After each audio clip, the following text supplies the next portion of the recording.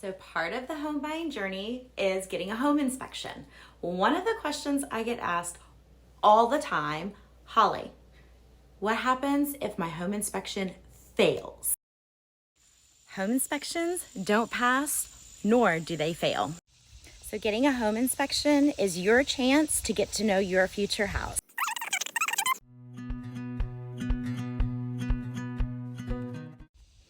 All right, so we finished up the outside part of the home inspection.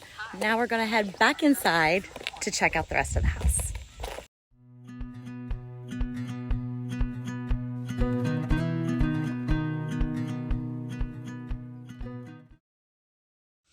Getting a home inspection is part of the process. This is the time frame where you bring in a licensed home inspector and they check all the ins and outs of your home, like the air conditioning or the roof.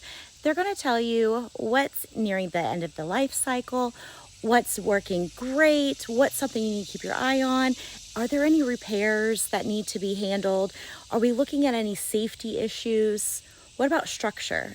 If you're interested in learning more about how home inspections work and the other inspections that go along with buying a house, reach out to me and I'll explain the entire process. And you'll get a little black box.